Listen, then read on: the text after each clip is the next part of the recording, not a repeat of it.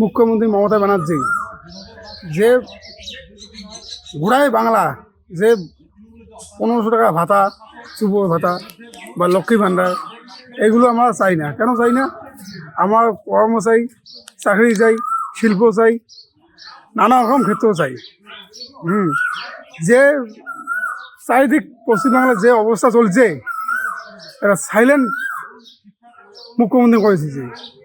যে কোনো মনে করে ইলেকশন হোক, যে কোনো হোক, মাফিয়া গুন্ডাই বেশি।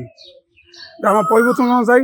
আমার মনে করে আসাম দেখুন, বিহার দেখুন, গুজরাট দেখুন, যে কোনো ভোট হোক, কোনো সাইলেন্ট হয় না।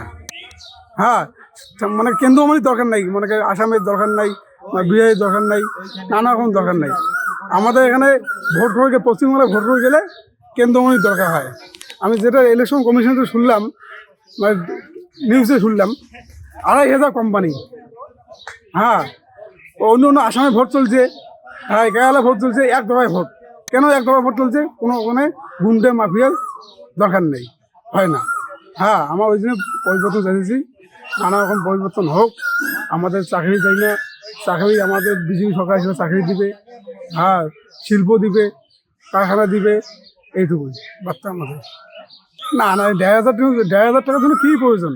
আমাদের সংসার একটু সংসার চালাই না, আমরা না নিলেও 5,000 টাকা মানে মান্থলি নাকি। আমার 1,500 টাকা নাকি। আমাদের শিল্প হলে, চাকরি হলে, চাকরি বেতন আলো 45-50 হাজার টাকা। হ্যাঁ, একটা ফ্যামিলি চলে যায়। আমার 1,500 টাকা কী হবে? কোনো লাভ নেই। অবশ্যই অবশ্যই, মানে দেখুন, আমাদের আমি বললাম না একটু আগে যে সংসার চালা গেলে কমপক্ষে মাস 15,000 টাকা দরকার, একটা মানে ফ্যামিলি চলে গেলে। হ্যাঁ, আমার 1,500 টাকা নিয়ে, লক্ষ্মী ভাণ্ডার নিয়ে আমার কী করবো? আমাদের চাকরি হয়, মানে কর্মশিল্প শিল্পটা থাকে, তাহলে আমাদের পরিবারটা চলবে।